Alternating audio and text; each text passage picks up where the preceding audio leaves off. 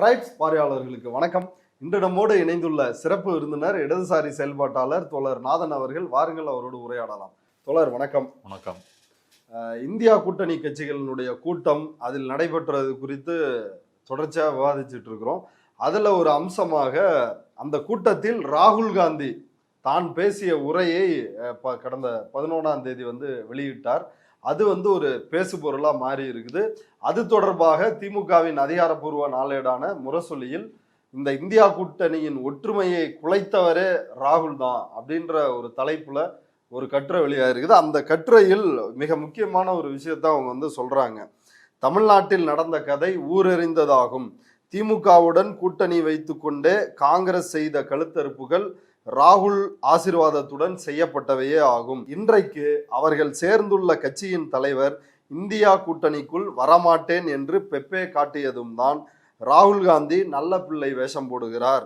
நான் 100 விழுக்காடு உண்மையாக இருப்பேன், இப்போதே திமுகவுக்கு உத்தரவாதம் தருகிறேன் என்கிறார் ராகுல் அப்படின்றத குறிப்பிடுறாங்க. கடுமையான ஒரு தலையங்கத்தை முரசொலியில எழுதியிருக்கிறாங்க. அதை பதிலடி கொடுக்கும் விதமாக காங்கிரசினுடைய அமைச்சர்கள் அவர்கள் பதிலளித்துள்ளார்கள். அவங்களும் ஒரு அறிக்கை வெளியிட்டு இருக்கிறாங்க.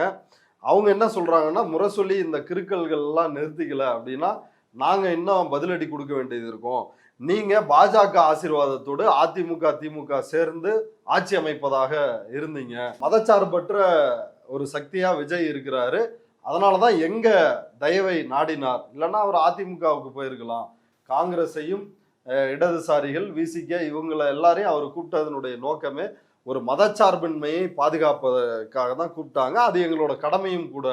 அந்த கடமையை நாங்கள் நிறைவேற்றி இருக்கிறோம் அப்படின்னு அமைச்சர்கள் ராஜேஷ், விஸ்வநாதன் இவர்கள் தரப்பில் இருந்து காங்கிரஸ் அமைச்சர்கள் பதிலடி கொடுத்திருக்கிறாங்க முரசொலிக்கு. இது பற்றி உங்களுடைய கருத்து என்ன? முரசொலி தலையங்கம், இவர்களுடைய பதிலடி. முரசொலி தலையங்கத்துல முக்கியமான ஒரு விஷயம் சொல்றாங்க. இந்தியா கூட்டணியினுடைய மற்ற கட்சி தலைவர்கள், ஆமா, சிபிஎம் ஜான் பிரிட்டாஸ், தேஜஸ்வி யாதவ், அகிலேஷ் யாதவ், உமர் அப்துல்லா, அப்புறம் திருமாவளவன், இவங்க எல்லாரும் காங்கிரஸை விமர்சிச்சதுனால பொதுவெளியில் அதெல்லாம் வைரல் ஆகுது. இந்தியா கூட்டணியில் அவங்க என்னென்ன பேசுனாங்க அப்படின்னு வைரல் ஆகுது. வைரலாகி காங்கிரஸுக்கும் ராகுல் காந்திக்கும் ஒரு கெட்ட பேர் வந்ததுனால தன்னை தற்காத்து கொள்வதற்காக 8ஆம் தேதி கூட்டத்துக்கு 13ஆம் தேதி அவர் ஆடியோவை ரிலீஸ் பண்ணுறாரு. அந்த நிர்பந்தமே இதில் இருந்து தான் வருது அப்படின்னு சொல்கிறாங்க. அதனால் ராகுல் காந்தி காங்கிரஸை தற்காத்து கொள்வதற்காகத்தான் இதை வெளியிடுகிறார். அடுத்தது முரசொலியில் இதில் காட்டமாக இதை எழுதியிருக்கிறாங்க. அதற்கு குறிப்பிடுறாங்களே, அவங்க இப்போ போய் சேர்ந்துள்ள கட்சியின் தலைவர் இந்தியா கூட்டணிக்கு பெப்பே காட்டிட்டாரு, ஆமா, கூட்டணிக்கு வர தயாரா இல்ல, அதனாலதான் நல்ல பிள்ளை வேஷம் போடுறாரு அப்படின்னு சொல்லி குறிப்பிடுறாரு. அது முன்னாடியே தெரிஞ்சதுனாலதான் அந்த கூட்டத்திலேயே அவர் அப்படி பேசியிருக்காரு. திமுகவெல்லாம் குறிப்பிட்டு பேசுறது காரணம் முன்னாடியே கேட்டிருப்பாங்க. இவர் இல்லை இப்போதைக்கு வேணான்னு ஏதாவது ஒண்ணு சொல்லியிருக்கணும். அதற்கான வாய்ப்பு நிறையவே இருக்கு. இப்ப இதற்கு தாவேகா அமைச்சரவையில் இருக்கக்கூடிய 2 காங்கிரஸ் அமைச்சர்கள் ராஜேஷ்குமார், விஸ்வநாதன், இவங்க 2 பேரும் அறிக்கை கொடுத்துருக்குறாங்க. அதை செய்தி தொடர்பாளர் கோபண்ணா அதை வெளியிட்டிருக்கிறார். என்னுடைய முதல் கேள்வி, முரசொலியில் இப்படி காங்கிரஸையும் ராகுல் காந்தியும் அட்டாக் பண்ணி ஒரு கட்டுரை வருதுன்னா அது தமிழ்நாடு காங்கிரஸ் கமிட்டியினுடைய தலைவரான செல்வ பெருந்தகிட்ட இருந்தானே வரணும். ஆமாம். இப்போ 2 அமைச்சர்கள் அதுக்கு பதில் சொல்கிறாங்கன்னா இப்போ அதிகாரமும் தலைமையும் மாறிடுச்சா அப்படின்னு ஒரு கேள்வி வருது.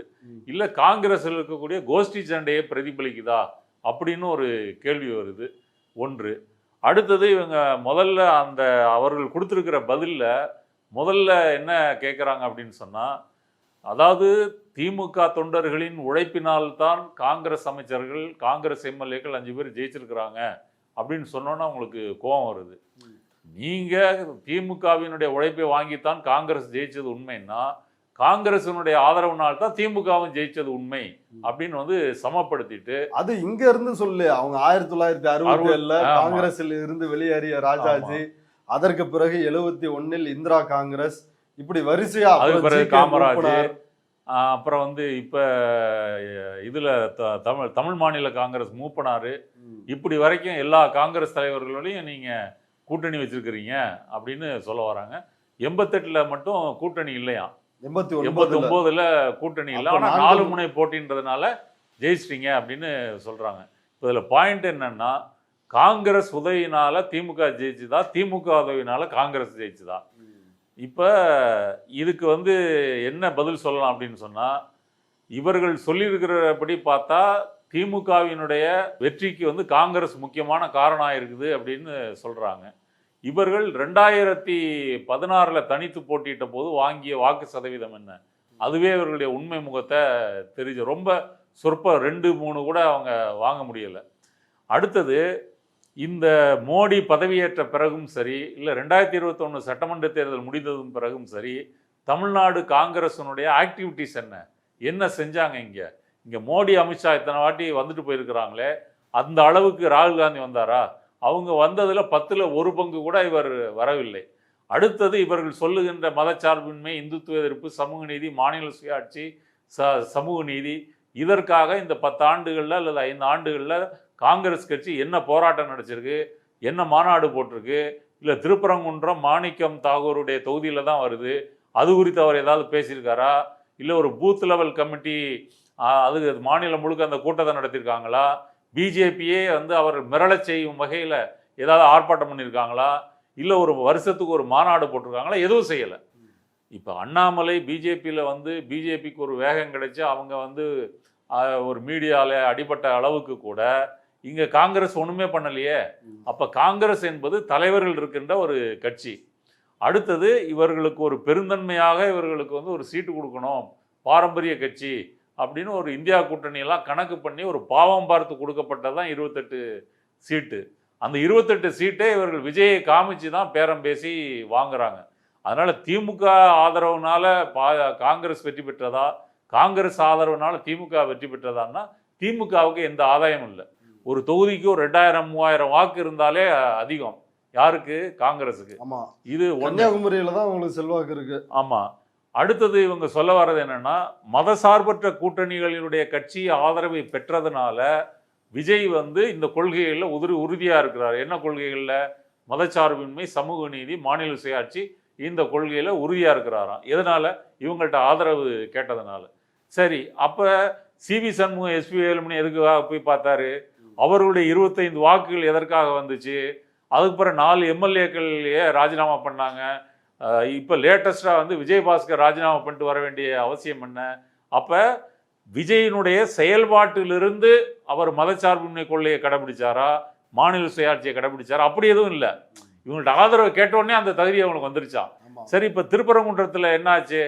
2 வருஷத்துக்கு முன்னாடி உள்ள நிலைமைன்னு சொன்னாங்களே தவிர, நீதிமன்ற உத்தரவு மேலே தீபம் ஏற்றலாம்னு இருக்கு. அதை எதிர்த்து மேல்முறையீடு போவோன்னு இப்போ வரைக்கும் தாவேகா வந்து சொல்லலை. அடுத்தது, நிதி ஆயோக்குள்ள போய் தமிழ்நாட்டினுடைய உரிமைகளுக்காக அவர் குரல் கொடுக்கல. 100 நாள் வேலை திட்டத்தில் தமிழ்நாட்டுக்கு நிதி குறைவாக ஒதுக்குனாங்க இல்லையா, அதுக்கும் அவர் குரல் கொடுக்கல. அப்போ மதச்சார்பின்மைக்கும் குரல் கொடுக்கல, சமூக நீதி, மாநில சுயாட்சி எதுக்குமே அவர் குரல் கொடுக்கல. இவர்கள்ட்ட ஆதரவு கேட்டதுனாலே அந்த தகுதி வந்துருச்சு அப்படின்னு சொல்கிறாங்க. முக்கியமாக மே 4ஆம் தேதி ரிசல்ட் வருது. 5ஆம் தேதி தாவேகா தனிப்பெருங்கட்சியாக இருக்குது. ஆனாலும் ஆளுநர் அழைக்கவில்லை. நீங்கள் வந்து 118 வந்தால் தான் உங்களுக்கு கொடுப்போம் அப்படின்னு சொல்கிறாரு. அந்த 5 நாட்கள் அலையாக விஜய் வந்து கவர்னர் மாளிகைக்கு அலைந்தாரே தவிர ஒரு முறை கூட இது பிஜேபியினுடைய சதி, ஆளுநர் முட்டுக்கட்டை போடுகிறார் அப்படி வாயை திறக்கவே இல்லையே. அப்போ விஜய் இது எதையும் செய்யலைனாலும், அதாவது விஜய்க்கு பொதுவாக ஒரு ப்ரிவிலேஜ் இருக்கு இல்லையா மீடியாவில், விஜயை பற்றி நெகட்டிவான நியூஸ் வராது, அவருக்கு கவரேஜ் அதிகமாக இருக்கும். சும்மா ஒரு வீட்டில் வந்து பார்த்தாரு, சிம்ரனோட ஃபோட்டோ எடுத்தார், ஒன்று விடாமல் நியூஸில் வந்து வரும். இப்படிப்பட்ட சலுகை இருக்குது. அதே சலுகையை இவர்களும் கொடுக்குறாங்க. யார்? காங்கிரஸும் வந்து கொடுக்குது அப்படின்றதான் காட்டுது. அடுத்தது, திமுகவும் அதிமுகவும் பாரதிய ஜனதாவினுடைய தூண்டுதலில் ஒரு கூட்டணி அமைத்து இங்கே விஜய் ஆட்சி வரவழைக்க விடாமல் ஒரு முயற்சி பண்ணாங்க. பாஜக ஆசீர்வாதத்தோடு அதை நாங்கள் தடுத்து நிறுத்திட்டோம், அதுக்கு நாங்கள் உடன்படலை அப்படின்னு சொல்கிறாங்க. இதை வந்து எல்லோரும் திரும்ப இதை வந்து பேசிகிட்டு இருக்காங்க. முதல்ல இது இப்படி நடந்துச்சானா ஒன்று நடக்கலை. இப்படி பேசப்பட்டிருக்கிறதுக்கான ஒரு முயற்சிகள் நடந்ததானா அது நடந்திருக்கலாம். ஆனால் அது அமலுக்கு வந்தால் தான் அதை பற்றி பேச முடியும். இப்போ திமுகவினுடைய கூட்டணி கட்சிகள், காங்கிரஸு, கம்யூனிஸ்டுகள், விசிக, ஐயுஎம்எல், இவங்க எல்லாரும் யாரை முதலமைச்சராக பிரச்சாரம் பண்ணி ஜெயிச்சாங்க? ஸ்டாலின் தான் முதலமைச்சர், திமுகவினுடைய ஆட்சி அமையும், இப்படி சொல்லி தானே வந்து வாக்கு வாங்கினாங்க. 5 சீட்டு ஜெயிச்சாங்க, மொத்தமாக 13 சீட்டு ஜெயிச்சிருக்காங்க. 8-5 13 சீட்டு. அப்போ இந்த 13 சீட்டு இவங்களுக்கு கிடைத்ததே தாவேகாவுக்கு எதிராக விழுந்த ஓட்டு, என்டிஏவுக்கு எதிராக விழுந்த ஓட்டு. அப்போ இந்த இடங்களை வந்து விஜய்க்கு தாரை வார்த்து கொடுப்பது எந்த விதத்தில் நியாயம்? அதுவே வந்து நீங்கள் ப்ரீபோலில் வந்து கொள்கை ரீதியான கூட்டணி அப்படி இப்படியெல்லாம் பேசிட்டு இங்கே போஸ்ட் போல் அலையன்ஸ் வரும்போது இப்படி நீங்கள் பேசுகிறீங்க இல்லையா? அப்போ நீங்கள் இப்போ விஜய்க்கு ஆதரவு கொடுக்கறது சரி அப்படின்னு சொன்னால் திமுக அதிமுக கூட்டணியை வந்து அவங்க பேச்சுவார்த்தை நடத்துறதுல என்ன தப்பு இருக்க முடியும்? அது தப்புன்னா இது தப்பு, இது சரின்னா அது சரி. இதை பற்றி கேட்பதற்கு உங்களுக்கு மாறலாக எந்த விதமான தகுதியும் கிடையாது. நம்மை போன்றவர்கள் கேட்கலாம். இது இவ்வளோ நாள் அதிமுக வந்து பிஜேபியுடைய அடிமைன்னு சொல்லிட்டு எதுக்காக நீ கூட்டணி வைக்கிறீங்க நம்ம கேள்வி எழுப்பலாமே தவிர இவர்கள் இந்த யோக்கியவான்கள் கேட்பதற்கு வந்து ஒன்றுமே கிடையாது. அடுத்து இவங்க சொல்கிற பாயிண்ட் என்னென்னா, சிறுபான்மை வாக்குகளும் பட்டியலின மக்கள் வாக்குகளும் வந்து திமுகவுக்கு விழாமல் தாவேகாவுக்கு போயிருச்சான். இது முதல்ல ஒரு பொய்ன்றதை கன்னியாகுமரி உதாரணத்தை எடுத்துக்கலாம். கன்னியாகுமரியை பொறுத்தவரை அங்கே கன்னியாகுமரியை தவிர 4 தொகுதிகளில் 5 தொகுதி நினைக்கிறேன் திமுக கூட்டணி தான் ஜெயிக்குது. அப்போ சிறுபான்மை வாக்குகள், குறிப்பாக கிறிஸ்தவ மக்களுடைய வாக்குகள் திமுக கூட்டணிக்கு விழுந்ததுனால தான் அங்கே காங்கிரஸ் ஜெயிச்சிருக்கு, நாரோ இல்லை திமுக ஜெயிக்குது. இல்லைன்னா அவங்க தாவேகா தானே ஜெயிச்சிருக்கணும். மற்ற இடங்கள்லாம் ஜெயிச்ச மாதிரி தாவேகா அங்கேயே ஜெயிக்க முடியல. அப்போ சிறுபான்மை வாக்குகள் அந்த அளவுக்கு வரலை. அடுத்தது பட்டியலின மக்கள் வாக்குகள் இவங்களுக்கு போயிடுச்சு அப்படின்னு சொல்கிறாங்க. இப்போ சரி, ஒரு கால் வந்து ஒரு வாதத்துக்காக இதை 2 உண்மையினே வச்சுக்குவாங்க. அதாவது சிறுபான்மை வாக்குகளோ பட்டியலின வாக்குகளோ தாவேகா விஜய்க்காக போயிருக்குது அப்படின்னு சொன்னால் அது பெருமையாக பார்ப்பதா ஆபத்தாக பார்ப்பதா? அப்போ விஜய் என்ற ஒரு சினிமா கவர்ச்சி, ஒரு பிரபலம், அதற்காக கிறிஸ்தவர்களோ முஸ்லீம்களோ ஓட்டு போட்டிருக்கிறாங்க, பட்டியலின மக்கள் ஓட்டு போட்டிருக்கிறாங்கன்னா அது ஆபத்து. அதில் பெருமைப்படுவதற்கு ஒன்றும் இல்லை.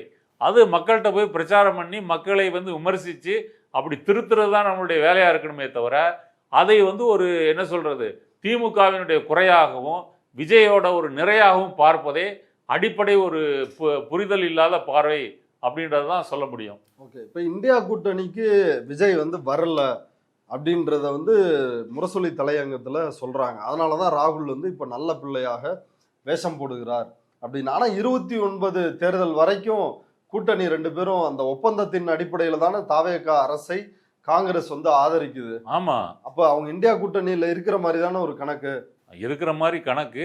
இங்கே வந்து 29 வரைக்கும் கூட்டணியும் போட்டுட்டாங்க. இப்போ விஜய் வந்து கூட்டணிக்குள்ள வர்றதுக்கு தயாராக இல்லை. அந்த அறிக்கையில் இன்னொன்று சொல்கிறாங்க, முக்கியமான ஒரு பாயிண்ட் இப்போ தான் ஞாபகம் வருது. அதாவது கம்யூனிஸ்டுகளும் காங்கிரஸும் எங்கே இருக்கிறாங்களோ அங்கே பிஜேபி எட்டியே பார்க்கலாம். பிஜேபி வந்து மறைமுகமாகவோ நேரடியாகவோ அந்த இடத்துக்கு பிஜேபி வரவே வராதான். சரி, ராகுல் காந்தி கேரளாவுக்கு போய் என்ன பேசினாரு? பினராயி விஜயனுக்கு வந்து கைது செய்யலை. அடுத்தது சிபிஎம்முக்கும் பிஜேபிக்கும் ஒரு அண்டர்ஸ்டாண்டிங் இருக்குன்னு பேசினாரா இல்லையா? அப்போ உங்கள் தலைவர் ராகுல் காந்தியே கம்யூனிஸ்டுகளுக்கும் பிஜேபிக்கும் உறவு இருக்குன்னு சொல்லும்போது நீங்கள் கம்யூனிஸ்ட் இருக்கிற பக்கம் பிஜேபி வரக்கூடாதுன்னு எப்படி சொல்ல முடியும்? இது ஒன்று.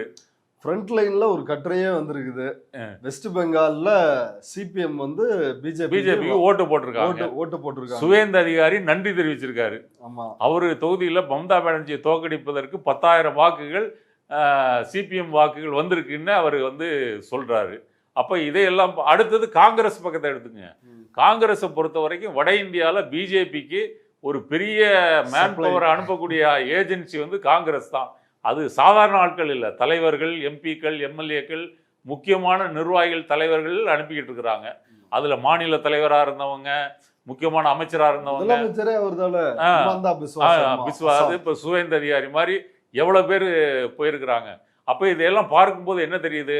காங்கிரஸில் இவ்வளோ நாள் அவன் இருந்தால் கூட கொள்கை, ஒரு சித்தாந்தம் அப்படின்றது எதுவும் இல்லாமல் நேரடியாக எதிராக இருக்கக்கூடிய பிஜேபிக்கு போய் சேர்றாங்க.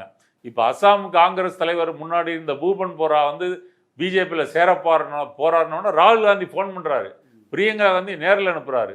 அதையெல்லாம் தாண்டி அவர் பிஜேபியில் சேர்றாரு அப்படின்னு சொன்னால் உன் கட்சியில் கொள்கையை பற்றி இருக்கிறவன் யாருமே இல்லை.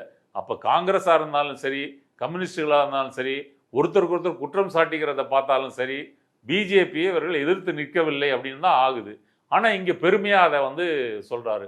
மொத்தத்தில் விஜய்க்கு மதசார்பற்ற ஒரு முகம், ஒரு மாநில சுயாட்சி முகம், சமூக நீதி முகம் இதையெல்லாம் கொடுத்து விட்டு தங்களுடைய சந்தர்ப்பவாதத்தை நியாயப்படுத்துவதற்காக இந்த அறிக்கையை அவர்கள் வெளியிட்டிருக்கிறார்கள். செல்வ பெருந்தகை இந்த அறிக்கையை பற்றி கேட்டால் அவரே இந்த உண்மையெல்லாம் சொல்லுவார். ஓகே, இவ்வளவு நேரம் நம்முடைய பார்வையாளர்களுக்காக உங்களுடைய கருத்துக்களை பகிர்ந்துட்டு ரொம்ப நன்றி தோழர். நன்றி.